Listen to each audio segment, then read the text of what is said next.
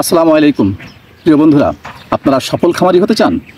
আসলে সফল খামারি হতে গেলে আপনাকে একটি প্রবাদের কথা মনে রাখতে হবে, অন্ন জাত যত্ন তিনে মিলে রত্ন। এই তিনটার পিছনে যদি আপনি নজর দিতে পারেন তাহলে অবশ্যই আপনি সফল খামারি হয়ে উঠতে পারেন।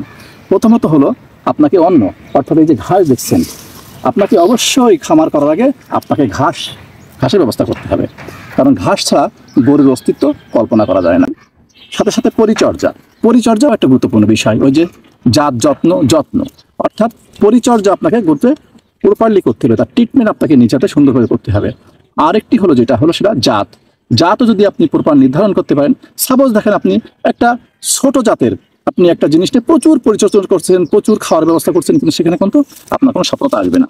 সুতরাং জাত, যত্ন এবং খাবার যদি ভালোভাবে হয় তাহলে আপনি একজন সফল খামারি হয়ে উঠতে পারবেন। আরেকটা জিনিস আপনাকে খুব ভালোভাবে মনে রাখা দরকার, যে আপনি যদি প্রথমেই মনে করেন যে আমি সব অন্যের দিয়েই করাবো, তাহলে কিন্তু আপনি সফল খামারি হতে পারবেন না।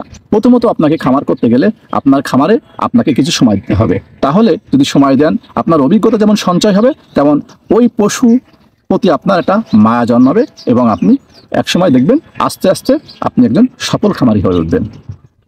অনেক সময় আমাদের অনেক ভাইরা আছে যারা নিজেকে স্মার্ট রাখতে যে হয় কি, যে আমরা নিজ হাতে কোনো কাজ করতে চাই না, যেমন ঘাস কাটা, গরুর গোবর পরিষ্কার করা, গোসল করানো, এইগুলো যখন আপনি করবেন আপনি দেখবেন যে আপনি আলাদা এক্সপিরিয়েন্স বা আপনার অভিজ্ঞতা অর্জন হবে।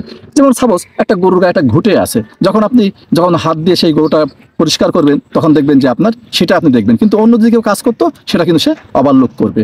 সেই ক্ষেত্রে সব ক্ষেত্রে একই অবস্থা। আপনি যদি পরিষ্কার পরিচ্ছন্ন, আপনি ঘাস কাটা, আপনি মনে করেন জমিতে ঘাস কাটছেন, আপনার ঘাসে সার আছে কিনা, সার লাগবে কিনা, পানি লাগবে কিনা, এটা আপনি যখন দেখবেন তখন এটা অনেক বেশি আপনি ভালো বুঝতে পারবেন। এই জন্য আপনার নিজের কাজ অনেকটা নিজেই করলেই সফল খামারি হওয়া সম্ভব।